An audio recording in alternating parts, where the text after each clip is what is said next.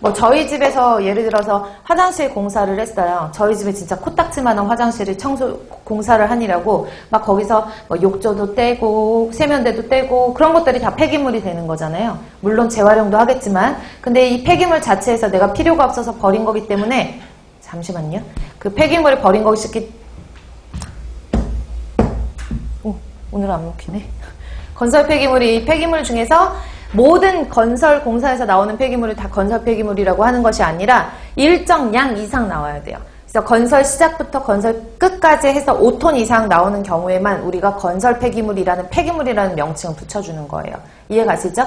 그래서 건설 폐기물 그리고 지정 폐기물의 일종인 의료 폐기물도 있어요. 지정 폐기물이 전체는 다 아니고요. 지정 폐기물 종류들 중에서 지정 폐기물이 여러 가지가 있거든요. 예를 들어서 사업장에서 나왔는데 폐유, 버려지는 기름이에요. 그러면 폐유도 지정 폐기물에 해당이 되거든요. 물론 그 안에 있는 기름 함량의 일정 퍼센테이지 이상 기름을 포함을 하고 있으면 폐유도 그 유해성 아니면 인화성, 부식성 이런 것들에 따라서 지정 폐기물로 구분이 될 수도 있고요. 폐유기용제 같은 것들도 지정 폐기물이고 폐산, 폐알칼리 같은 것들도 지정 폐기물, PCB를 함유하고 있는 폐기물 같은 것들도 지정 폐기물에 해당이 돼요. 근데 그 지정 폐기물들 중에서 여러 가지 중에서 뭐도 지정 폐기물에 해당이 된다. 의료 폐기물도 지정 폐기물에 해당이 된다라고 보시면 돼요.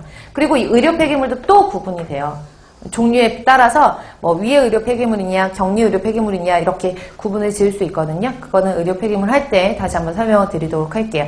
그래서 폐기물의 분류의 1차적, 2차적, 3차적의 의미는 그냥 여기 이렇게 그려져 있는 요 표만 여러분들이 기억을 하시면은 위에 있는 내용들은 굳이 보실 필요가 없고 두 번째로는 중요 표시할게요. 두 번째로는 중요 표시하시는데 폐기물의 상태, 상에 따른 분류예요.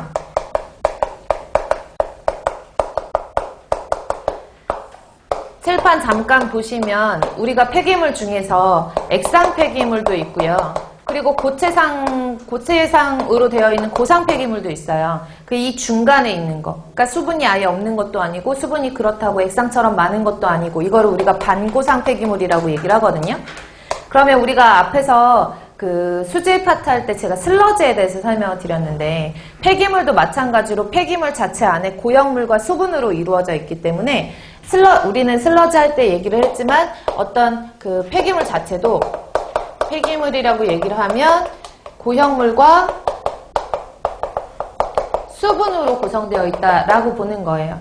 뭐 내가 만약에 종이 같은 거 쓰레기를 버렸다. 근데 그 종이에다가 뭐 젖어있는 쓰레기를 섞었다라고 하면은 고형물, 종이라는 고형물도 있고 수분도 있잖아요. 이런 것들을 우리가 이제 폐기물이라고 얘기를 하기 때문에 여기서 이 성상이 어떻게 구성되어 있는지에 따라서 액상이다, 반고상이다, 고상이다 이렇게 구분을 한다라는 얘기예요. 그래서 고형물의 양을 가지고 기준으로 하는데요. 액상 같은 경우에는 고형물이 적어야지 액상일 거 아니에요. 그쵸? 그래서 5%를 기준으로 했을 때 5%가 넘지 않으면 액상 폐기물로 보는 거고요.